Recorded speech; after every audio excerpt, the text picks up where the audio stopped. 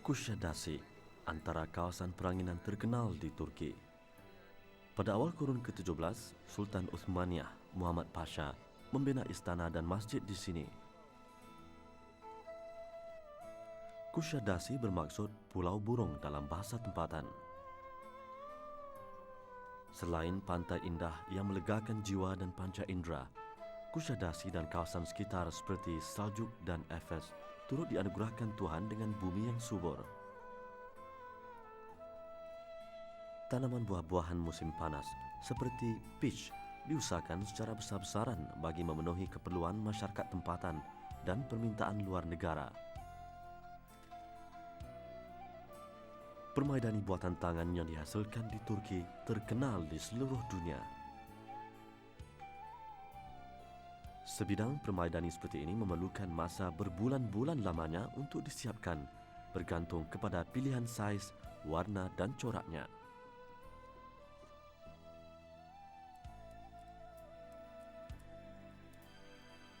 Permaidani daripada sutra tinggi harganya, mencapai berbelas ribu ringgit bagi hamparan sebesar tikar sembahyang.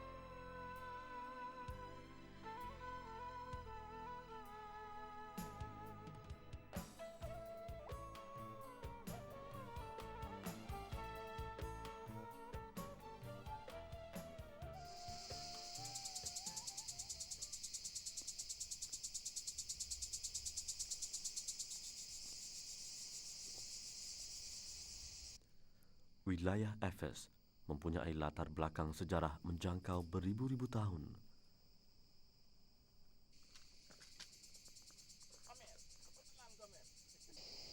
Tampuk pemerintahan silih berganti, kadangkala menerusi peperangan demi peperangan, kadangkala secara aman.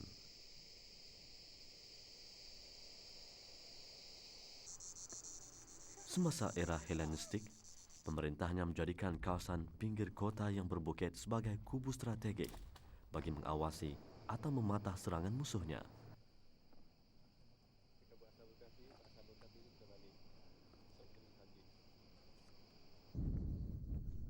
Kota pertahanan ini dipercayai dibina pada kurun ketiga sebelum Masehi oleh Lysimachos, salah seorang pemimpin empayar Helenistik.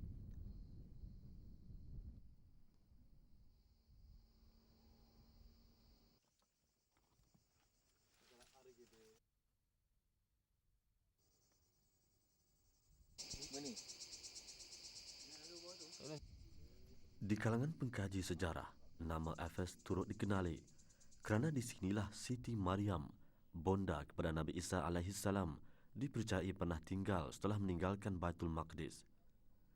Ayah Maryam bernama Imran, manakala ibunya Hannah. Kelahiran Maryam amat ditunggu-tunggu kerana sebelum ini ibunya dikatakan mandul. Apabila doanya dimakbulkan Allah Subhanahu wa taala, Hannah menunaikan nazarnya dengan menyerahkan Maryam ke rumah ibadat di Baitul Maqdis untuk diasuh bapa saudaranya, Nabi Zakaria alaihissalam. Maryam sangat rajin beribadat sejak kecil lagi. Beliau lebih suka tinggal di biliknya untuk mendalami ilmu agama dan hanya keluar apabila perlu.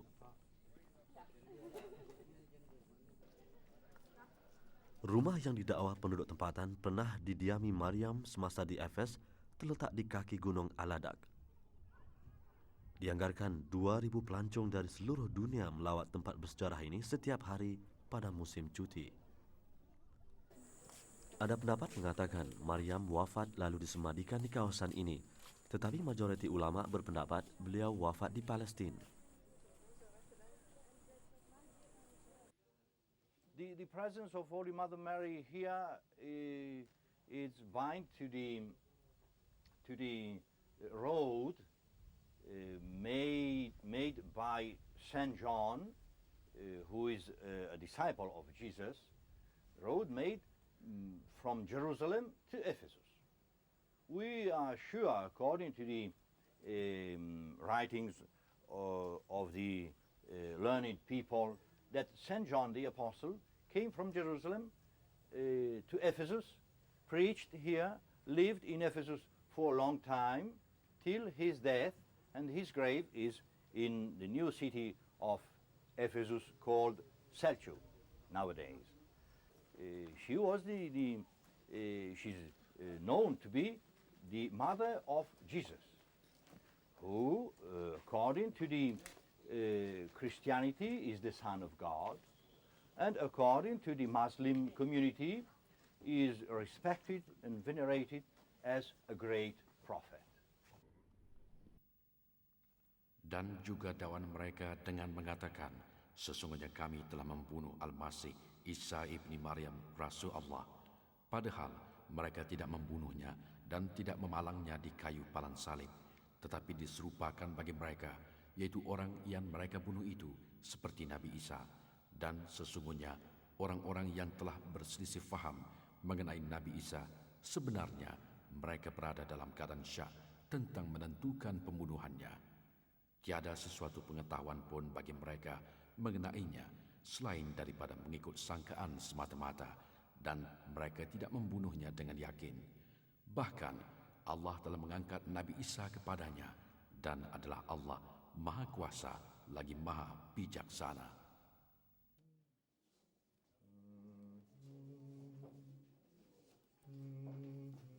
Selepas Nabi Isa alaihissalam diangkat ke langit, para pengikut baginda dihalau dari Baitul Maqdis oleh Raja Herodes. Menurut Brother John, 53 tahun, yang telah bertugas di sini selama 4 tahun, Yuhana, sahabat karib Nabi Isa alaihissalam, datang ke Efes bersama Siti Maryam pada tahun 53.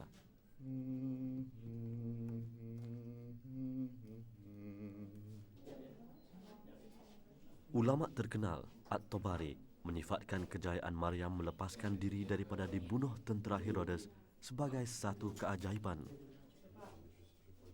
Maryam berjiwa suci, berpribadi mulia dan diberi kedudukan tertinggi di kalangan sekalian ibu. Beliau seorang ibu yang tidak pernah disentuh lelaki. Buat kali pertama dalam sejarah kelahiran Nabi, seorang bayi dibinkan kepada nama ibunya. Inilah darjat yang tidak pernah dicapai manusia lain bergelar wanita.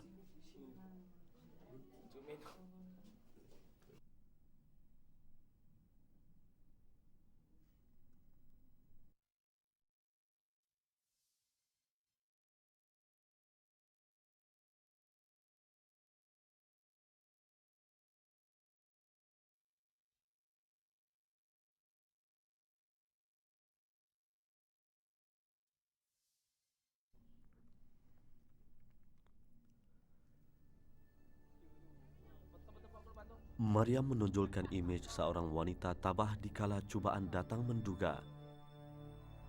Ketika masyarakat menyedari dia telah berbadan dua tanpa suami, Maryam dihina dan dilempar kata nista. Maryam melarikan diri demi keselamatan kandungan ajaib yang bakal bergelar seorang nabi. Beliau terlalu sedih mengenangkan nasib diri yang menjadi cacian masyarakat dan nasib si anak yang bakal lahir tanpa seorang bapa. Pada satu ketika, fikiran Maryam berkecamuk menghadapi keadaan genting itu. Alangkah baiknya kalau aku mati sebelum ini, dan menjadilah aku sesuatu yang dilupakan orang dan tidak dikenang-kenang. Maksud ayat 23 surah Maryam. Namun hatinya kembali cekal sambil bertawakal kepada Yang Esa. Menurut penduduk tempatan, kajian ke atas tinggalan arang batu di dasar bangunan ini mengesahkan bahan tersebut berasal dari kurun pertama Masehi, sekaligus menguatkan pendapat bangunan ini bekas rumah Maryam. Kawasan ini juga dipercayai pernah didiami penduduk berbangsa Greek Orthodox sejak beratus-ratus tahun lalu. Mereka percaya di sinilah tapak rumah Siti Maryam, lalu membina sebuah tempat ibadat. Lokasi ini kemudian dijumpai sekumpulan ahli sejarah pada 1891. Binaan yang ditemui ketika itu dalam keadaan tenat. Bumbungnya telah roboh, manakala sebahagian besar dindingnya telah menyembah bumi.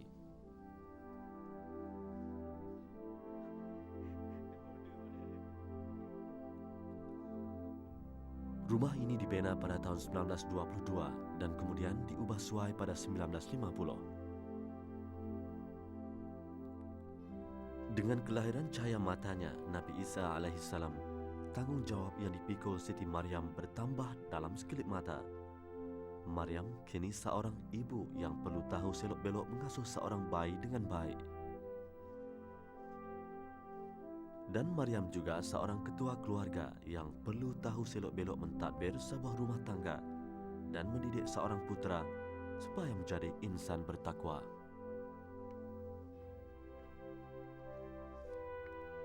Sejak kecil lagi, Nabi Isa alaihissalam dididik dalam suasana penuh keinsafan terhadap kebesaran Allah Subhanahu wa Ta'ala.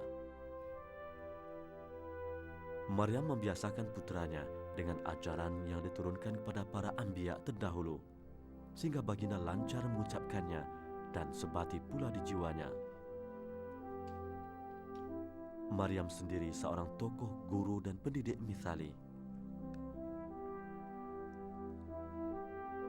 Maryam rajin mentelaah kitab-kitab yang diturunkan kepada nabi-nabi terdahulu.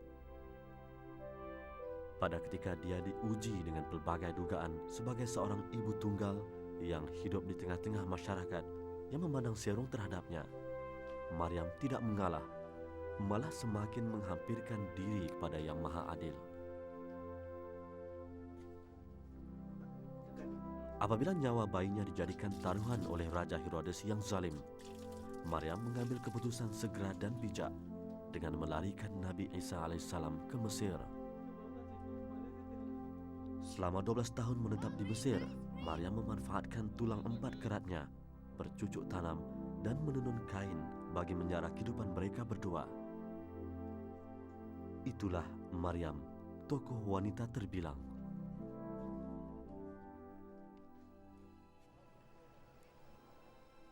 Di bandar inilah Siti Maryam melahirkan putranya, Nabi Isa alaihissalam. Kelahiran baginda tidak perlu diragui, kerana Nabi Adam alaihissalam juga dijadikan Allah Subhanahu wa Ta'ala bukan dengan cara biasa. Sesungguhnya, aku bersuruh Tuhanmu untuk menyebabkanmu dikurniakan seorang anak yang suci. Maryam bertanya dengan cemas, bagaimanakah aku akan beroleh seorang anak lelaki, padahal aku tidak pernah disentuh oleh seorang lelaki pun, dan aku pula bukan perempuan jahat.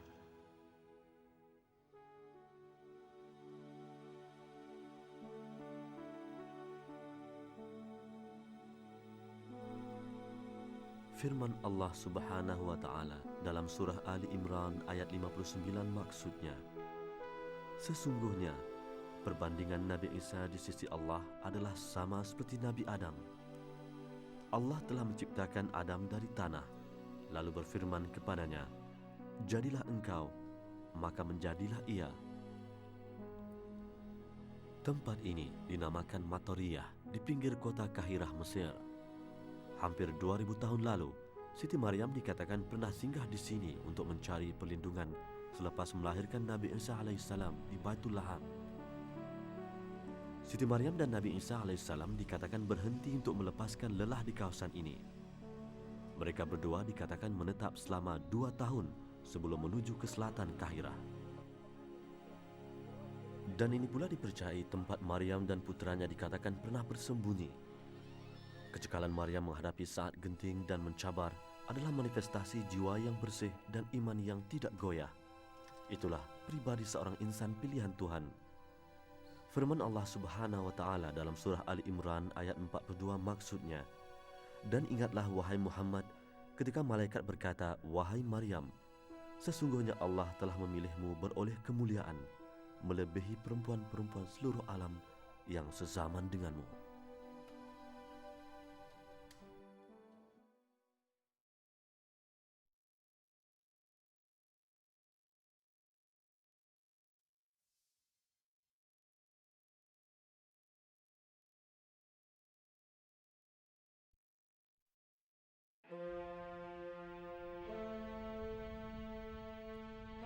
Efes atau Efesus telah wujud 500 tahun sebelum kelahiran Nabi Isa alaihissalam. Malah sesetengah pihak mendakwa, kota penuh sejarah ini telah wujud lebih awal daripada itu, iaitu sejak kurun ke-16 sebelum Masehi.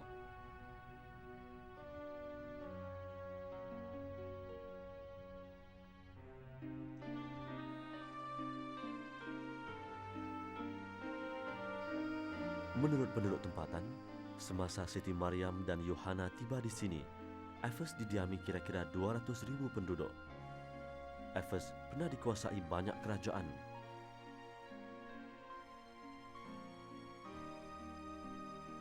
Pada tahun 547 sebelum Masehi, kota ini ditawan Empayar Parsi.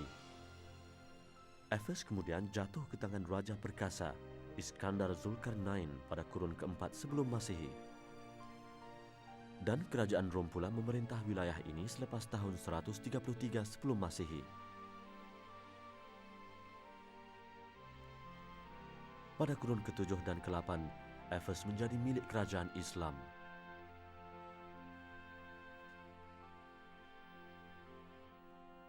Berpuluh-puluh artifak sejarah masih boleh dilihat hasil kerja-kerja pemeliharaan.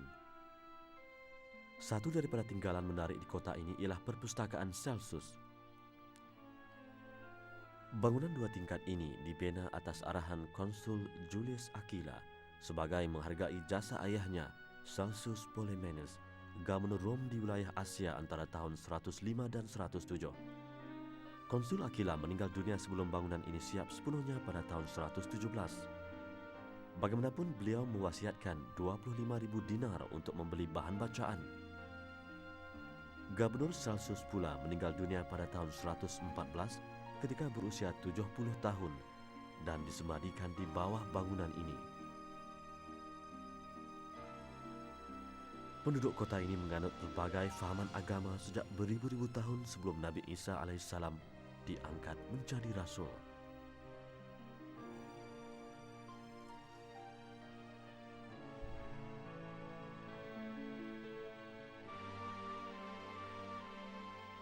Semasa Siti Maryam dan Yohana didakwa tiba di sini dari Baitul Laham, penduduk Efes bertuhankan Artemis Ephesia, patung berbentuk wanita.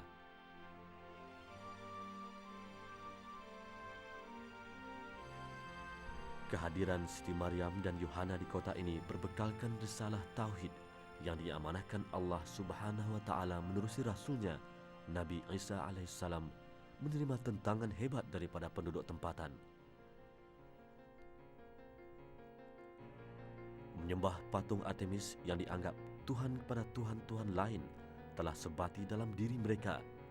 Malah mereka membina rumah ibadat khas dipanggil Kuil Besar Artemis yang masih wujud hingga ke hari ini. Yohana sering diancam kerana mengatakan Allah Subhanahu wa taala adalah Tuhan yang Esa dan Maha Kuasa.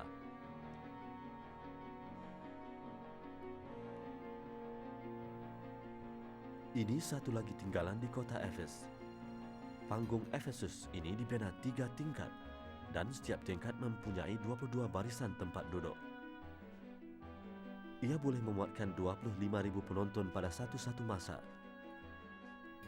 Panggung ini terletak di kaki gunung Panair dan mula dibina pada kurun pertama semasa pemerintahan Raja Claudius hingga ke zaman Raja Severus pada kurun ketiga.